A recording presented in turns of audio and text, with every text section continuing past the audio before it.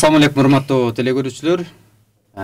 Эфирде Насихат программасы, сиздер көрүп жаткан Марва телеканалы жана ошондой эле тыңдап атканыңыздар Насихат радиосу. Бүгүнкү программаны мен Таалай Мамбетов алып барамын. Бүгүн биз кыз адаби кымбат деген тема тегерегинде кеп козгойбуз. Студиябыздын коноктору дин аалымы Мухаммед Исмаил устаз жана ошондой эле коомдук жана диний ишмер Өзбек ажы Чотонов. Ассаламу алейкум, кош келиңиздер. Алейкум ассалам. Алгач ушул Мухаммед устаз сизден баштайын суроону. Негизи кызды ким тарбиялаш керек? Көбүнчө бул атага жүктөлөбү же энегеби же коомгобу же мектепкеби, кайсыл жак өзүнө жоопкерчиликти алыш керек? Рахмат. Ассаламу алейкум ва рахматуллахи ва баракатух. Албетте инсанга эң кымбат нерсе тарбия. Инсанды инсан кылып көрсөткөн нерсе дагы ошо тарбия болот. Тарбия эң биринчи тарбияны берүүчү ата, бирок көбүрөөк кыз бала үчүн эненин тарбиясы. Энеде тарбия көп болуу керек да. Эненин тарбиясы башка адам андай тарбияны бере албайт. Мына мисал үчүн Муаммар Каддафинин бир сөзү бар. Ошол бала бакчага жөнөтүлгөн балдарда мисал келтирип айтканда, ошол жерде энеси тарбия албастаныга бала бакчага жөнөтүлгөн балдар инкубатордун чөжөсүнгө окшош болуп калат. Анда ар ким тарбиялайт. Эгер баланы бир адам тарбиялаган болсо жаштыгында, анан бир тарбияны алып чоңойот деп. Ата энедей эч ким башка адам тарбия бере албайт бала үчүн. Рахмат. Ушул суроону ажыка сиз менен улагым келип атат да. Мисалы, азыркы күндө биз дээрлик ар бир үй бүлө балдарыбызды бала бакчага бергенге аракет кылабыз. Мисалы, ал жерден башка балдар менен аралашат дагы, коммуникабелдүү болот, пикир алыша билет. Же болбосо менталдык арифметиканы үйрөнүп атат. Ал жаш кезинде көп нерсени билимге суугарылып атат. Анан ошондой эле өзүнүн эне тилинен тышкары англис, араб, орус тили сыяктуу чет тилдерди дагы үйрөнөт деген баалуулуктарды карманып туруп, бала бакчаларга берип атабыз. Бирок жогоруда устаз айткандай Муаммар Каддафинин сөзүнүн цитатасын келтирди. Бул инкубатордон чыккан жөжөгө окшоп калат. Демек тарбия алчактан тайып болуп калат дейт. Биз эмне кылышыбыз керек баланы? Мисалы, баланы башынан дейт. Бисмиллахиррахманиррахим. Бул тарбия деген башка, талим деген башка, багуу деген башка. Мисалы, бала бакча тарбиялайм деген максаты жок анын. Ал жана баланы курзагын тойгузуп алаксытып отуруу да. Анан кийин сен билбейсиң ал эмнеге тарбиялап атканын. Балаңды алып келип таштайсың да, анан кечинде алып кетесиң. Бул программировать этет. Ар кандай мүмкүн туура эмес, мүмкүн башка элдердин, жат элдердин, адеби туура эмес элдердин тарбиясын берип коюшу мүмкүн. Мисалы, мына балдардын кайрымы жоктугу мына азыркы. Ата-энеге мерестиги, ата-эненин тил албастыгы, ата-энеге орой мамилеси дауш жаткан чыгат да. Тилиңди билбей калат. Мына азыр детсадтарга барган бүт баары балдар орусча. Мүнөзү орусча өзөт. Булар келечекте ата-энени оңдурбайт. Булар бүт баары жанагындай кечке чейин мультфильм, анан жанагындай даяр программалар алып келип коюп алган, балага кызыктуу. Бирок биз үчүн пайдалуу эмес бул. Ошол нерсе, ошол тарбия, ошол детсадын тарбия. Анан биз мисалы кызыкпаш керек. Биз келип аябай балдарыбызды бир нерсе билгенге үйрөткүбүз келип атат тез эле. Бүт баарын, балекеттин баарын билет, ата-энени сыйлаганды билбейт. Балекеттин баарын билет, бир тууганды караганды билбейт. Балекеттин баарын билет, үйдө тыныч жашаганды билбейт. Үйдө бири-бирин сыйлаганды билбейт. Бөлүшкөндү билбейт. Андай эгоист. Мисалы, бала бакчада ар кимдин өзүнүн шкафы, ар кимдин өзүнүн кийимдери, ар кимдин өзүнүн тарелкалары, чашкалары, бүт баары өзүнчө. Ошол эмне көрөт, ошол эгоизм көрөт. Өзүмчүлдүк көрөт. Мен, өзүм, меники деген. Мына ошол нерсеге алып барат. Жана биздин егертеден өзүбүздүн элдин тарбиясы бир дастрокунда отуруп, баар тамакты бир баштап, дуа айтып, Алла Тааладан суранып, тартип менен жеп, улуулашып отуруп, ошогон сон тарбиянын баары жоголуп барат да. Азыр ага эне экен ай деп ойлобойт. Башка биздин ата бабалардын тарбиясында улуу, кичүү, эркек, аял бүт баарына өзүнчө мамиле, өзүнчө орун, өзүнчө сый, өзүнчө урмат, ушундай болгон да.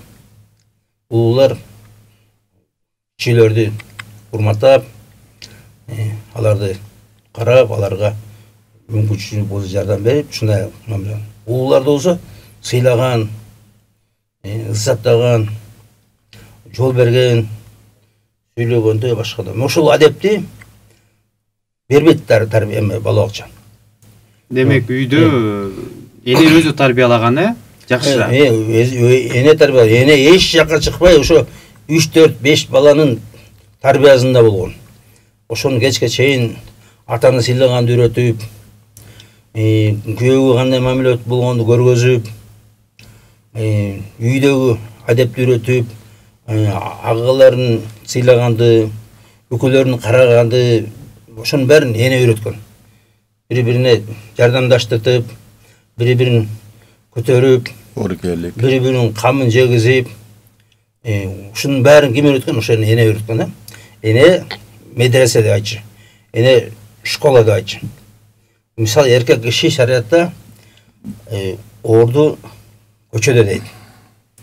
Эркек киши көчөдө элди тарбиялайт. Элдин маселесин чечет. Элдин көйгөйүн чечет. Элдин ишин кылат. Мисалы ошо жана жол салып атса, мурда өкмөт салчу эмес жолду. Өкмөт салчу эмес, эл салчу жолду. Эл каналдарды өзү казчу, арыктарды өзү казчу эл.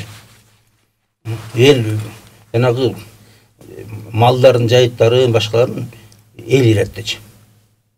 Азыр баарын өкмөт деп атат, илгери эл. Ошонун ичинде мына эркектин орду ошоктон. Эркек келип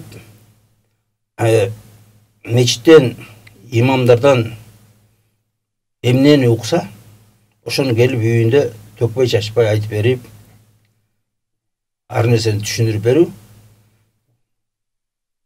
аялын тарбиялоо эркектин билет. Анан аял ошону угуп, анан балдарын тарбиялайт ошонун негизинде. Мына ошондой болгон. Мисалы эң чоң тарбия бул үлгү дейбиз, үлгү. Тарбиянын эң чоңу, эң жакшысы, эң эффективүү бул үлгү. Мына жакшы кыз болуш үчүн эне жакшы болуш керек. Жана кыргызстанда энесин карап кызын алдаган ошол энесин үлгүсү. Анткени ошо энесин менен энесин карап чоңойт кыз. Эжесин карап чоңойт. Энесин карап чоңойт, анан кийин эжесин карап чоңойт. Ана ошол кыз кишинин тарбиясы эненин колунда. Бул жерде үйдөгү тазалыкты, өзүнүн денесин кароо, таптаза кылып, адептүү болуу, күйөөнү сыйлаганды үйрөнүү, ошонун баары энеден болгон да. Аны эне эртеден кечке чейин үйдө ким бар? Үйдө эне бар. Ошол эне үйрөтчү да. Эркек киши мисалы бир кемчиликти көрүп калса, аялын урушчу да. Сен мына буну Алла кызың кантип жүрөт? Азыр эмне жүрүш, мына азыр эмне жүрүш? Жарым жылаңач, адепсиз, көчөдө элдин көзүнчө жигиттердин мойнуна азылып жүрүү. Барып жигиттер үчүн мушташып, селфи кылып алып, дүйнөгө таратып атат да. Мына ошондой адеп болот да. Анткени каралбай калды. Аял азыр эмне менен алек үйүн евро кылыш, үйүн коңшулардынан чоңураак кылыш, коңшунукунан коозураак, коңшунукунан кымбатыраак, коңшунукуга караганда авторитеттүүрөөк болсун дейт да. Мисалы диван алса, жана ыңгайлуу болсун эмес, кошунукунан куртойраак болсун. Мебель алса, кошунунукунан куртойраак. Мына ушундай болуп атат да, ал жанагындай керекпи, кереги жок жок. Ошону менен алек болуп, кыз калып калды. Тарбия жок. Рахмат. Устаз Мухаммед устаз, мисалы жогоруда Ажеке дагы сөзүн кошуп кетти. Азыркы күндө балдардын, жигиттердин мойнуна барып мисалы азылып туруп алат. Ар кандай коомдогу туура эмес иш аракеттерди көрүп эле жүрөбүз. Муну биз өзгөчө кинолордон, клиптерден дагы мындай көргөндө кадимкидей эле кабыл алып калдык. Реалдуу жашоодо дагы. Бул канчалык деңгээлде туура? Анан шарият буга эмне дейт? Биз өзүбүздүн эле үрп адат калдырсал менин дагы же ой пикир жүрүп дагы муну түшүнсөк болот да. Биздин азыркы күндө кыздарыбыз уйдун торпогунчалык кадыр болбой калды. Эгерде базардан бир торпокту сатып алып жайлоого коюп жиберсеңиз, жайлоодон келгенче бирөө нокто салбайт, бирөө кармабайт, бирөө тишпейт. Же болсо көчөгө байлап койсоңуз, жибини бузуп, үзүп алып бошонуп кеткен болсо, бир эки көчө нар жака кетип калса дагы эч ким тийбейт. Торпокко. Ал эми 15 жыл, 20 жыл багып өстүргөн андан кызыңды сенден эч ким сурабай, алдыңдан өтпөй, мойнуга колун салып жетелеп жүргөн болсо. Ойлоп көрүңүзчү. Биздин кыздардын торпокчолук кадыры жок, адаби жок, наркы жок. Торпокко эч ким тийбейт. Мен салыштырып айтып жатам. Yani kızda oşonca çoğundan keyin birөө сүйлөгөн болсо, hani birөө ошол кызга ашык болгон болсо башка болсо, мен атам бар, энем бар, ошолордун алдынан өтүш керек. Жакында эле мен экөө келиптир. Bir жашап, ортолорунда бир баласы бар экен, ажырашып кеттир. Россияда жүрүп, анан телефондору жообун берип, 3 талак берип, анан мага келишиптир, ушундай жараштырып койдум. Бешлерде молдо жок, ошончу жерден ушул жерге келип туруп.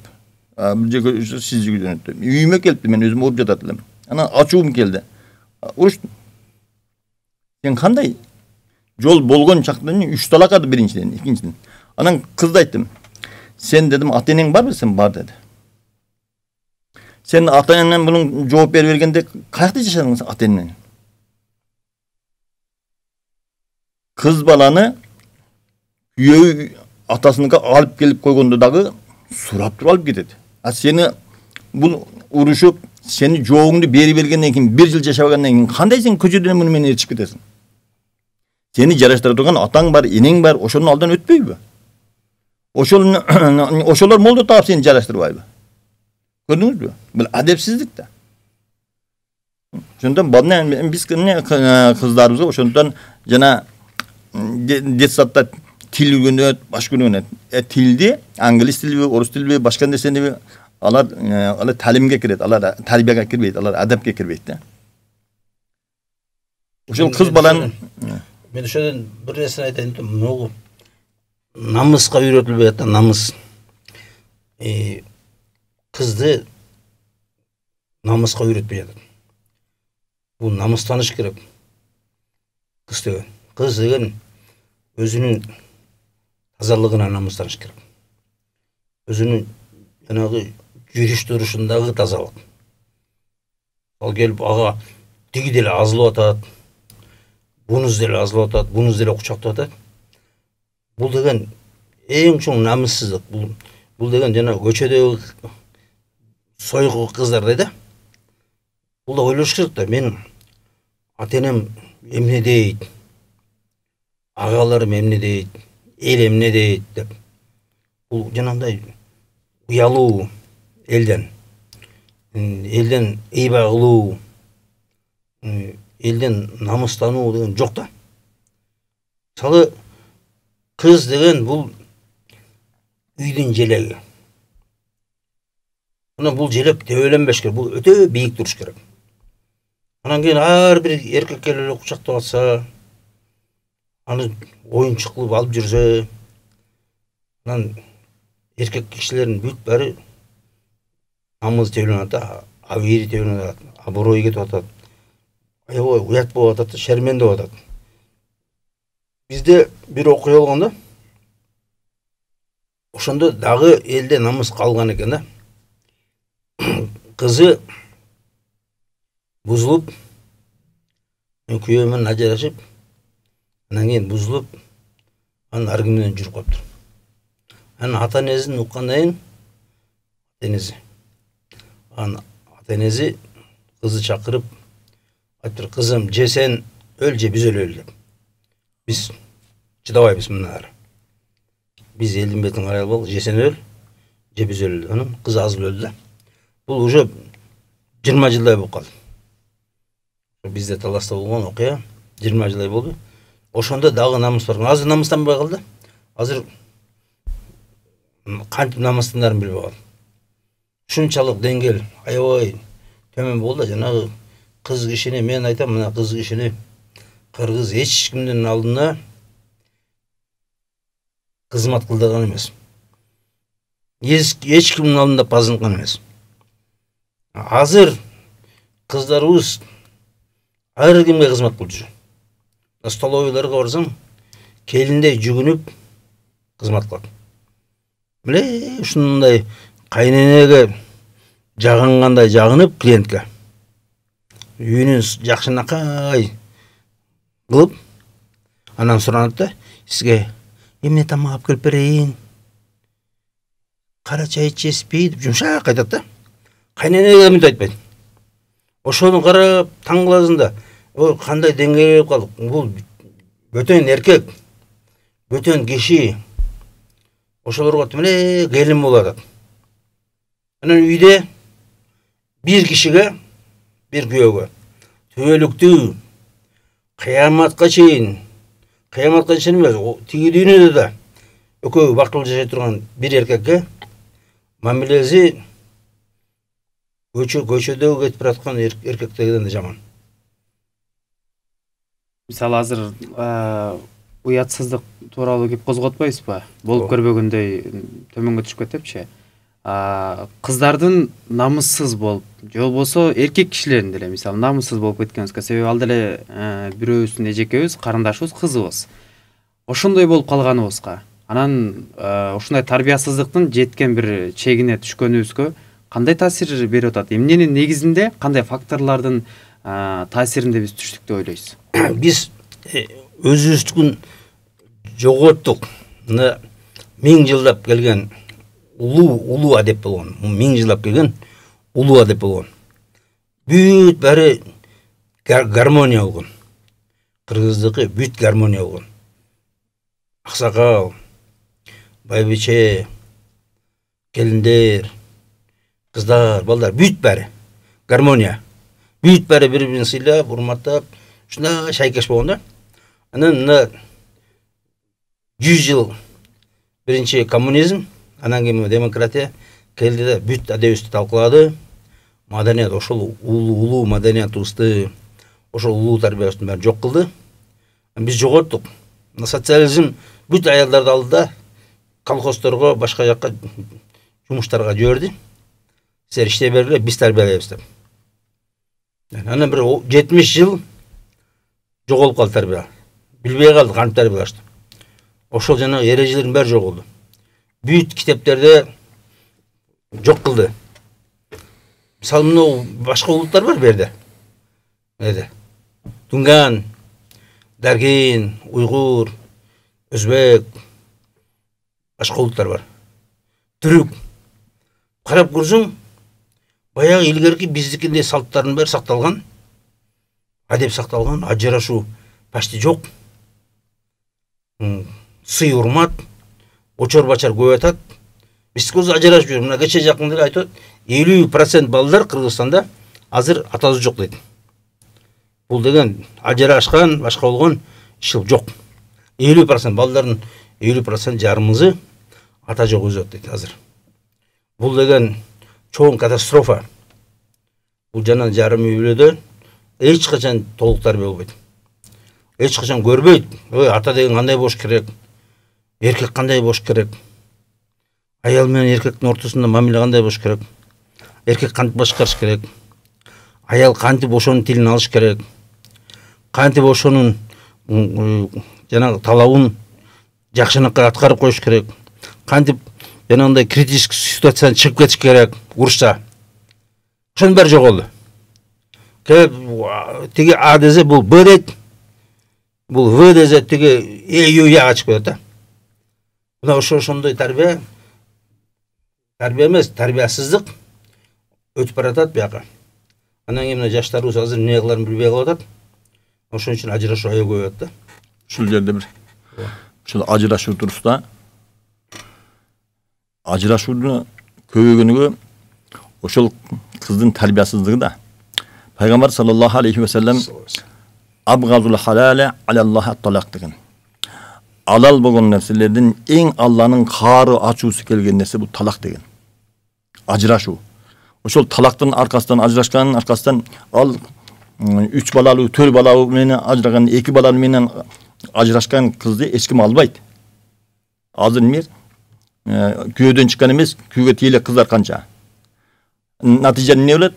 Ал эрге муктаж. Алла Таала аялды эркекке, эркекти аялга муктаж кылып жаратты. Бул муктаждыкты орду жок. Мисалы үчүн курсаңыз ачкан болсо, нан таппасаңыз башка нерсени жесеңиз да тоет. Ал эми эркектин аялга болгон муктаждыгы, аялдын эркекке муктаждыгы бунун орду жок да. Эмне болот? Аны же башка бирөө келип бузат, же өзү бузулат. Мына ошонун натыйжасынан үй бүлө ал келечекте үй бүлө кура албайт.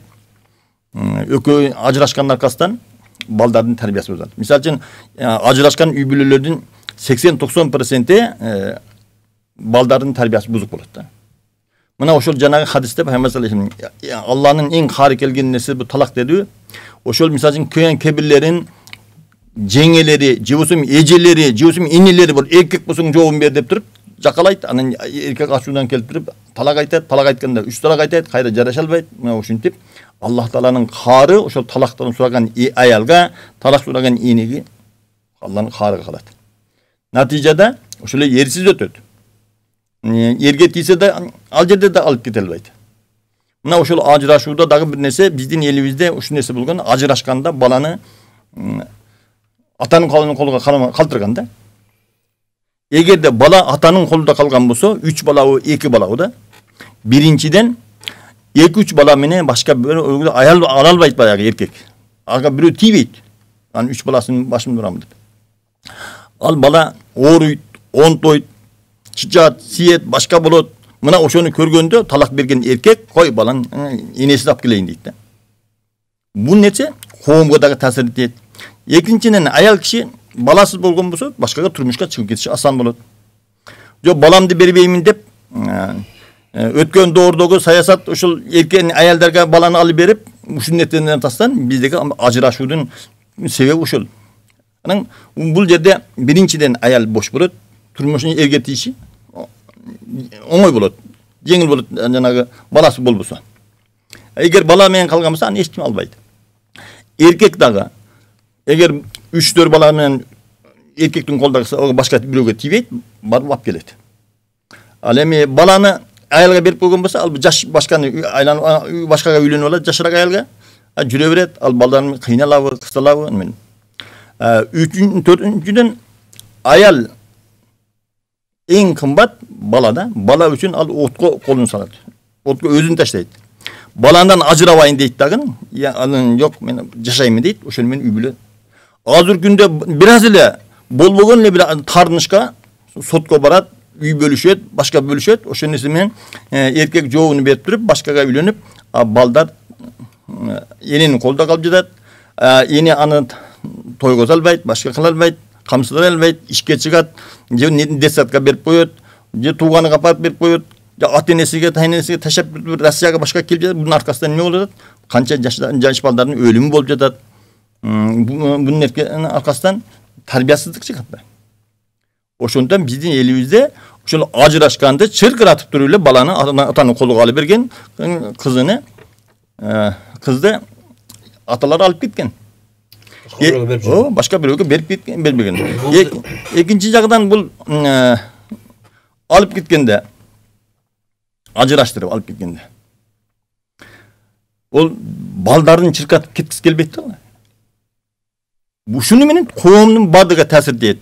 Bir айыл ошону менен көрүп тургандан кийин ушундай боло турган болсо баардыгы балдардын барып айтат, кыздардын айтат. Ал эми кыздарга болушуп, кыздардын тарабын алып туруп, үй бүлөнү бузуп атабыз. Азыр айткан 50% жеткени мына ушундан болот. Мен мына жана элдерди айттым, башка элдерди. Мен ошолордукун карап аябай кызыганам да. Эмнеге булар биздей болуп чоң билим окубай эле жакшынакай жашап атат.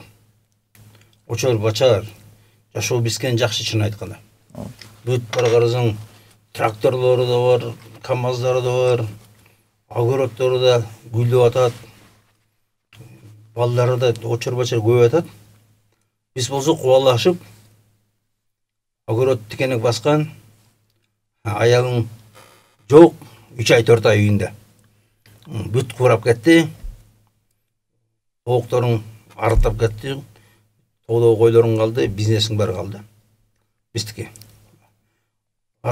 Тигилердики жок андай. Мисалы жана ажырашып кете турган болсо, эгерде жана кызды алат да балдарын жанагы Дамыл айткандай эркекке таштап туруп, кызды картаң бирөөгө берип койду. Анткени жаштар албайт. Албайт. Албайт. Ошон үчүн алар кыздарды да коркот. Бизде болсо жок анырса. Бизде мындай жана тарбиянын эмеси көп түшүнүк туура эмес берилип атат. Түшүнүк мына бөтөн эркек, бөтөн аял деген түшүнүктө жок болуп барат да. Такыр тескери, мисалы эркек аял киши менен эркек экөө эки башка экенин, экөөнү эки бөлөк тарбиялаш керек экенин такыр билбейт. Ойлоп атат бирдей эле деп. Мисалы мына кээ бир жерде бизде баласын кыздай көрүп келинге берип коюп, мен алып кете берем. Бул баладан эчнерсе сурабайт. Жардам бер, сен мени багышың керек дебейт. Мисалы бул шарият оңгорлук калды. Шарият эркек балдарга айтат, атаңды, энеңди багасың деп. Сен кетпейсиң качып. Ата энеңден качып кетпейсиң, ата энеңди карайсың. Караганда да жана жөнөкөй эптеп эмес, фиктивный. Жакшы карайсың. Ошолор разы болгондой карайсың. Эгерде алар наразы болсо, Алла Таала наразы болсо. Ошондой карайсың. Бизде болсо, мына кээ бир жерде баласын келинге тапшырып берет. Мен айланын алда алып кете бер деп. Анткени жана бир алкогольный заман болгон. Аракештик. Жаш кезинде 20 жашта алкоголик. 22-23-тө. Ал эркек баладан эч кандай пайда жок. Бир гана зыян, күндө жаңжал, чатак, мушташ, үйүндө уруш, эч нерсе алып келбейт. Күндө үйүн аялын сабайт, балдарын тепкилейт, коркутат, ичкени арак. Анан ошол убакта бунун кимге кереги бар деп эркектерди берип салган келинге. Анан кызын эркек бала да, анан кызы келет да, атасынын үйүндө ремонт кылат. Кызы келип үйүнө атасына үй салып берет. Ошондо отуруп, муну карашты кыздар көтөрөт экен азыр. Неге? Анткени эркектин ролу жоголуп калган да. Анда ошол калып калды. Анан мен келетим, силерде ушул нерсе туура эмес. Силер келип күйөө балдарды караш көтөрүп атасыңар. Күйөө балдардын кандай силерге эмеси бар, милдети бар. Эркек деген өзүнүн атасын карашты да. Өзүнүн энеси. Эмнеге кайната кайнененин ашын көтөрүш керек? Сен билбейм, бизде салт ушундай болуп калган деп коет да. Себебинен де муну аракештик заманда ошондой болуп өтүп кетти. Эми калып калды. Мына азыр кээ бир келиндер күйөө баласы, күйөөнүн 3-4 баласы менен өзүнүн төркүнө жеткизип коет экен. Тиги эркек келиндей болуп кайын журтунда жүрөт. Анан айтат да, кээ бирлери мас болгон кайненелерин кучактап жүрөт да, жетелеп. Ошо жыгылып калбасын көчөдө. Мына ошондой деңгээлге, мына ошо тарбия ушундай деңгээлге келип, ошол нерсе таң калыштуу болбой, мисалы Илгери жиіркенші да мынау сораңдап не жүреді мынау я. Бұл жана күйеу баладан чужой киши да. Бұл мыяқта не жүреді? Ана жиіркеніп күш күйеу деп. Аяу жиіркенші да. Азыр болса алып келіп тұр, үйіне кіргізіп қойып, ошол жерде жашап да. Біз жана орыстай болып қалды, орыс төша деп. Төшаздың үйіне кіріп, анан кейін бүт анекдоттары төшаға да. Төшаны уып алып беріп қойыптыр. Төшаны улап таштаптыр. Жана ошқа. Эми биз ошондой болуп калды. Ушул жерде мен bir сөз айтып кетейин. Мына салт деп ажык айтып өттү. Ал салт эмес. Салт бар, анан каада салт бар да. Каада салт деген бу эрежелүү бийлик деген сөз. Шариятка түшкөн салтты каада салт дейт. Шариятка түшпөгөн салтты аны каада салт дейт. Мисалы үчүн кээ бирлери күйөө баланы арак менен күтүп алат, аракты сыйлайт. Бу салт эмес да, бул бузукулук да. Анан күйөө балага арак алып чыккан болсо, дастурконду кой берсе, эртең үйлүү болгондон кийин кызыңды ал мас болалы урат, тебет, башка кылат да. А каада салт күйөө бала тартип менен келет, өзүнүн орду менен. Ошондон ошол салтты да түшүнүп алайлы. Каада салт деген сөз кыргыздын баардыгы тегиз бирдей салтты каада салт. Анан бизде салт мындай, түштүктө салт мындай, таласта салт мындай, ошто салт мындай, баткен андай салт эмес. Салт каада салт болгон болсо, мына ошондой эрежелүү бийлик баардык бирдей. Баардык кыргызга бирдей салт. Рахмат. Эми могу кийинүү маселесине кайткым келип атат да. Мисалы азыр биз улам күн өткөн сайын кайсы элден келди, өзүбүздүн улуттук кийимдерден деле ал улуттук кийимдер эмес, керек болсо биз кийинүү маданиятын дагы унутуп бараткандайбыз да. Мисалы кандай, кайсы жерде кандай кийиниш керек, же болбосо эркек кишиге мүнөздүү болгон кийимдер кандай, аял кишиге мүнөздүү болгон кийимдер кандай болот деген. Анан негизи эле биз кандай кийинишибиз керек? Азыркы кийинүү маданиятыбыз, кийинүү деңгээлибиз канчалык деңгээлде болот? Кийим бул адам баласында кийим бар да. Айванда кийим жок. Кийим эркек балага караганда аял кишинин аврат дейт. Аврат дегени башкаларга көрсөтүүгө уят болгон мүчөлөрдү аврат денет. Аял кишини Алла Таала назик жаратты да. Мына мисалы үчүн базарга барып туруп картошка сатып ала турган болсоңуз, аны сеткага салып эле мындай көтөрүп келе бересиз, аны лопатка менен дагы салып бере берет. Эгер жумуртка сатып ала турган болсоңуз, аны коробкага салып абайда алып келесиз да. Алла Таала аялдарды назик кылып жаратты. Анын доошу назик, көңүлү назик, анын денеси дагы назик да. Аны ошол аял кишинин коробкасы ошол кийими болот. Бир жолу бир окуу жайда ошол мындай тартыш болуп калды. Менин кыздар сурады ошо кийим туурасында. Аны мен студенттерге суроо бердим. Эгер бир модный кийинген, кыска юбка кийген, кыска жең кийген кыз кетип жаткан болсо дедим. Бир жоолукчан узун кийим кийип кеткен кыз, экөө тең. Балдар кимисиге тийишет деп сурасам, кыздар жооп берет. Кыска юбка кийген тийишет дейт. Балдар силесиң, ошого эмне үчүн жоолукчанга же узун көйнөк кийген тийишпейт десем, балдар билбейбиз дейт. Кыздар айтат, аны өзү тартып турат да дейт. Көрдүңүздөрбү? Ошол кийим кыз баланын сүрү болот. Анын коробкасы болот. Тийише албайт башка бир. Ошол узун жоолуксанган, узун кийим кийген кыз ошондой эле акырайып карап койгон болсо, балдар жер карап калат. Сүрү. Эгерде модный кийинген болсо, жанагындай кыска юбка менен кийген, анын баардыгын кылат. Аял кишини ошол сактай турган нерсе, анын абийирин сактай турган, анын намысын сактай турган нерсе кийим да. Аял киши бар сулуулугуну күйөөгө гана көрсөтсүн. Башкадан сактансын да. Мына ошондо үй бүлө бекен болот, турмуш бекен болот, ал аял урматтуу болот. Келечекте да ушул жакта да. Туура эмес иш-аракеттердин болуп кетишине бул демек адамдардын кийинүүсү дагы таасирин сөз тийгизет. Албетте. Мисалы мындай да, мына кийим ажыке ушуга мындай улап бергим келип атат да менчи. Азыркы күндө биз жанагы орусча рваный деп атпайбызбы?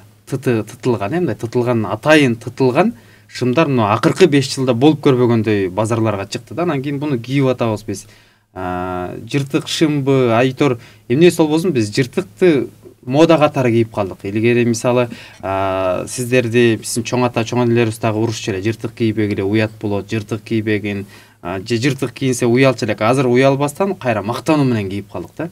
Бул биздин жашообузга кандай таасир бериши мүмкүн? Бул биз шайтанга нак моюнсунганыбыздын белгиси. Алла Таала Куранда ey адам баласы, шайтан сенин ата энеңди жана адам ата менен о энени жылаңаштап салганда жылаңаштап салбасын сени.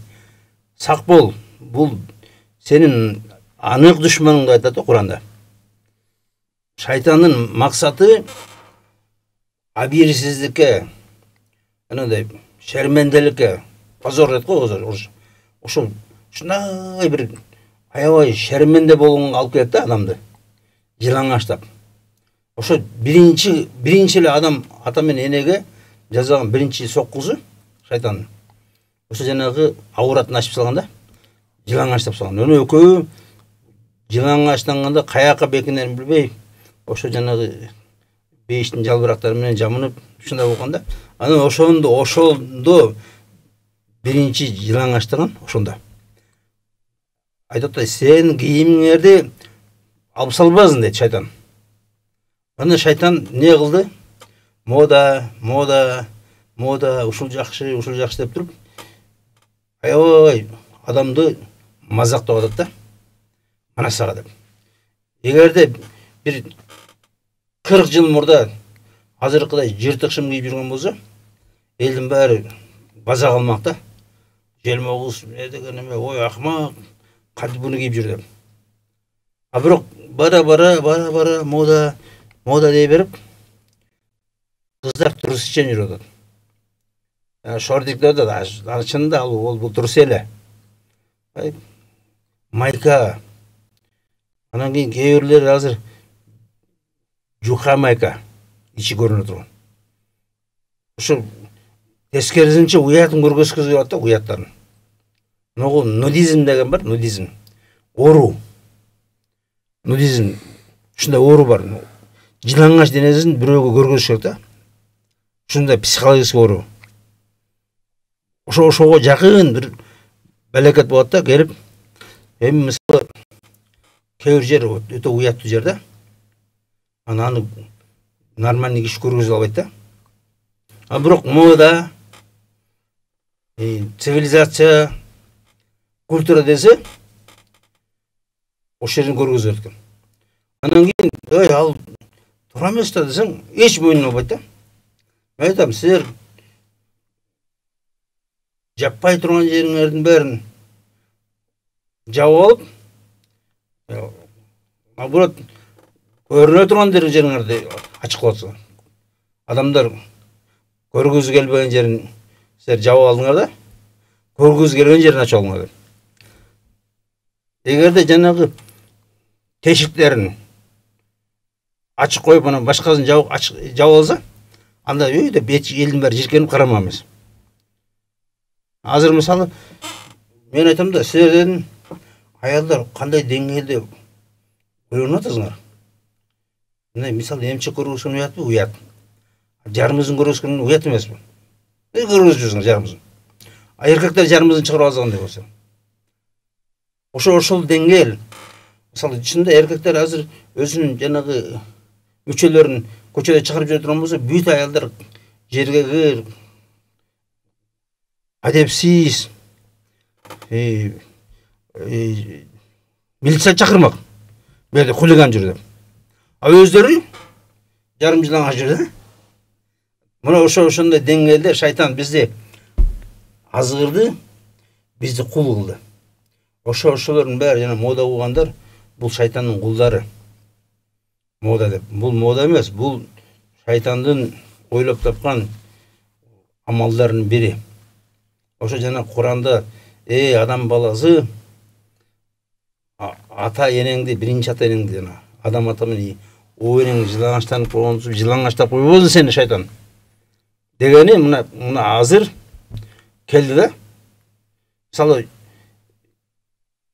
200 жыл мурда даже орустарда хижап бар болгон. Орыстың аялдары хижап менен жүргөн. Орыстың мужиктери 100 жыл алдың деле. Петрдің уақытында орыстың мужиктери биздин ата бабаларыбыздай кийинген. Жакалары мындай. Кинолорунан дагы көрсөк болот мисалы. Узун чапан. Ооба. Орыстың мужиктери биздин ата бабаларыбыздай кийинген. 200 жыл мурда эле. Ооба. Бул кече жакынкы эле мисалы кинолордун 50 жыл, 60 жыл мурдагы тартылган кинолорун көрсөк, сөзсүз түрдө айырма берет азыркы кийини менен. О жанагы эме бар го, жана Иван Васильевич менен профессор деген, Иван Грозный. Ошо көрбөйсүзбү? Анда Ана мына Европадан келди, жанагы масондор, шайтандар, жанагы азыркы жанагы голубой лесбиянка чыгып аткандар. Ошолор бияка алып келди жанагы мода деп.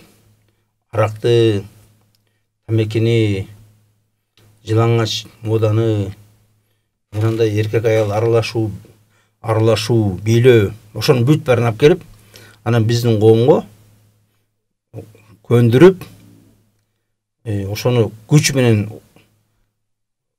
сиңдирип бизге маданиятыбызды өзгөрттү. Анан азыр эми биз маң болуп калды да, маң. Биз өзүбүздүн кийимибизди кийип алдык. Азыр мына калп эле патриот болмуш этип, анан кыргыз бизде бирөө да кыргызча кийим кийбейт. Сүйлөбөйт да десеңиз, сүйлөбөйт да. Жок, азыр жанагы бизди исламды жаман деп, Ооба. мусулмандар силер орунмасыңар деп. Өзү бирөө да кийбейт да кыргызча. Бирөө да. Мисалы мына жанагы элечек биздин кыргыздын улуттук кийимибиз бул шариатка 100% алып келет. Демек элечек кийип атканда биздин элибиз ошо шариатка өзүн ылайыктаган. Анан мына Орто Азиянын баары ошондой болгон. Ал эмес бу жерде баранжа кийип жүргөн болчу. Орто Азияда. 18-жылы орустар келгенден мурда бүт бар жана биринчи бизде паранжаны чечкен жана Уркыя деп атпайбы? Мен айтам, мына ошо Уркыяны чечкенден башка ошо Шуркыянын деңгээлине келип калды. Ушунчалык уятсыз, абийирсиз кийимдер да. Буну жөнөкөй адам кие алмак эмес. Буну уятсыз, уятын жоготкон, абийирин жоготкон аялдар гана келет. Рахмат. Устаз бул жакка суроо келип турчу, сизге бергим келет. Саламатсызбы? Менде мындай суроом бар эле. Мен кантип намазды окусам болот? Окуй албай жатам. Азыр Куранды үйрөнүп атам, бирок тилим келбей атат. Кандай кылсам болот деп. Субханалла. Кимде ким ашхаду ан ла илаха илlalloh, ашхаду анна Мухаммад расулуллах дегенден кийин намазды башташ керек. Намазды баштаса башка нерселер, диндин баардык нерселер жеңил болот. Бу намаз диндин устуну болот.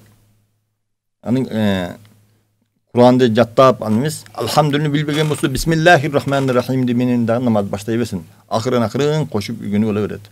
Намаз Пайгамбар саллаллаху алейхи ва саллям намаз диндин белгиси dedi да. Мусулман менен кафирди ажыратып турган нерсе намаз болот. Мына мисалы үчүн бир адам, биз орустарды христиан дейбиз. Же орусбу, же кәрісбу, башка бир дин өкүлү мечитке келип намаз окуп жаткан болсо, ошону сурабастан эле мусулман болуптур дейбиз да. Сен кайсы диндесиң деп сурабастан эле. Эми ушул эле суроону берели да. Кыргыздын бир баласы намаз окубаса, азан айтылып жатат, башка болуп жатат. Анын кайсы динде дейбиз? Намаз бул диндин белгиси. Мусулман менен кафирди ажыратып турган нерсе намаз болот. Рахмат.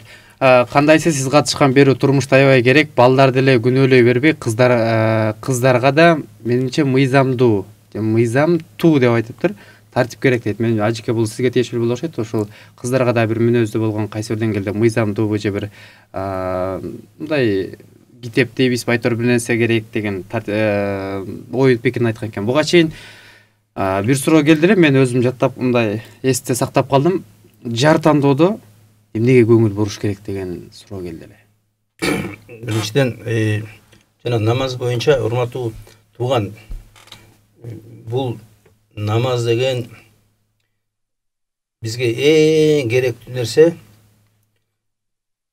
Ошо мусулманды мусулман кыла турган, Алла Тааланын алдында абийирибизди сактай турган, тозоктон куткара турган нерсе. Ошон үчүн буну катуу аракет кылыш керек. Биз бул дүйнөнүн бир нерсесин кааласак катуу, сөзсүз жолун таба алса, ана ошон үчүн урматтуу тууган жолун табыш керек. Азыр Кудайга шүгүр мечиттерде молдо көп. Мисалы биз мына 90-жылы биринчи намаз баштаганда молдо таппайсың. Жок болчу молдо. Bir китеп жок болчу. Азыр мына интернет толтура. Ичинде канча кааласаң бүт бир информация бар. Молдо көп. Карылар көп, дарсканалар көп. Ошон үчүн урматтууган аракет кылыш керек да болду. Ошо намаз үйрөнгөнгө. Анан жанагы эме боюнча кыздардын эмеси боюнча биз китептерден көп эле чыгардык. Кызым сага деген, как стать любимой женой, анан кийин иман сабактары, мусулман балдардын иман адеп сабактары деген ушундай китептер чыгат. Азыр андан да чоң суроо жооп китеп чыгарайын деп атабыз. Ошо балдарга, кыздарга өзү негизи баарыбызга эле керектүү. Ошо жана ичинде кантип үй бүлө бекем болот, үй бүлөдө кандай мамиле болуш керек, эмне туура, эмне туура эмес, ошонун негизинде жазайбыз. Кудай бурса. Анан жанагы суроо жар тандоодо эмнеге көңүл бөлүш керек? Жар тандоодо эркек киши өзүнө тандаганда өзүнө жагымдуу боло турган болсун. Жанагындай эле тоок керге салып болбосун. Сөйдөнде анан кийин жактырбай, анан кийин кетирип ушундай атпайбы? Ошо биринчиси. Анан экинчиси биз мынагу иманын сөзсүз ал. Иманды болуш керек. Анан жанагындай атеист, патеист алып алса, анда чоң проблема да. Анан иманы бардан кийинкиз да. Имандан бардан кийин ошо адеп аклагын карасын дейт. Ошо кыздын мүнөзүн, ошонун адамгерчилиги барбы жокпу. Анан кийин эркек киши аял тандап атканда ушул менин атам энемди карайбы, менин туугандарым менен жашайбы деген сөз болуш керек. Анткени бул эркектин мойнундагы парыз. Эркек өзүнүн ата энеси менен, өзүнүн туугандары менен болуш керек. Анан бул жерден сөзсүз эле кул болот деген сөз эмес. Эле эркек киши муктаж болгон убакта мына азыркыдай ким жардам берет? Ошо жакшы карап жүргөн акелери, үкөлөрү жардам берет. Мисалы эркек киши согушта инвалид болуп калышы мүмкүн. Эркек киши банкрот болуп калышы мүмкүн. Эркек киши ар кандай карызга батып калышы мүмкүн. Да бир нерсе ошондо ким жардам берет? Ошондо баягы каралашып, жакшы көрүп, күйүшүп жүргөн бир тууганыңыз жардам берет. Өтө маанилүү. Аял киши андай эмес. Аял киши караганда мени багалабы, багалбайбы деген нерсе эң биринчи. Бул себебинде максат ата эненин мойнунан түшүп, башка бирөөнүн мойнуна миниш керек. Анан ошо моюнга мингенде, ачка калып калбайынбы? Ал дагы көкүлүн кооздоп кое алган жигит эртең мени таштап качпайбы, 2-3 бала болгондо. Памперске акча таппай калбайбы деп. Сулуулук эмес. Кыз киши чөнтөгүн караш керек. Мен да бир хадис менен ушу багалабы, багалбайбы ошону караш керек. Мына туугандарын, ошо аны кыз киши өзү тандай албайт. Вакил дейт. Ошонун аталары, агалары караш керек. Мисалы жигит келип, мен сиздин кызыңызга үйлөнөйүн десе, кел дейт. Эмне иш кыласың? Эмне кыла аласыңбы? Бага аласың, кантип багасың? Бул эң биринчи суроо ошо болуш керек. Сүйүү кыз үчүн проблема эмес, сүйүп кетет. Азыр бул жанында көкүлүн сүйүү эле тип атат. Кооз сүйлөп койсо, кооз ырдап койсо, кооз бийлеп койсо эле сүйүп калдым тип атат. Өлөм деп. Анан кийин эле караса турмушка жарабайт эч нерсеге. Пайгамбар саллаллаху алейхи ва саллям хадис менен жооп берели. Расул саллаллаху алейхи ва салламге бир жигит келип, "Я Расулуллах, мен үйлөнмөкчүмүн. Ага осият айтың" dedi да. Ошондо Пайгамбар саллаллаху алейхи ва саллям балдарыңдын энесин танда деген. Өзүңө жар эмес, балдарыңа эне танда деген. Себеп эне адептүү болсо, эне тарбиялуу болсо, эне таза болсо, эне таква болсо, мына ошондон балдар, ошондой балдар чыгат. Эр жүрөк балдар, кайртын коомго, ата энеге боорукер бала ошо энеден жан. Ошондон Пайгамбар саллаллаху алейхи ва саллям балдарыңа эне танда деген. Ошондон азыр өтө жакшы айтты. Мына мисалы үчүн кудалашып келгенде ата енесі барбастан эле өздөрү эле сүйлөшүп алат да. Ошол кыздын үйгө ата энеси келген болсо, келгенде ал жакшы тарбиялуу үй бүлө ошол жерден билинет. Ал бир туугандарын чакырат, мына куда болуп келиптир деп. Демек ал үй бүлө сенин балдарыңды бириктирип коет. Эч туугандарын чакырбастан аялы экөө эле чечкен болсо, ал сенин балаң чакаңдан бириктирбейт ал.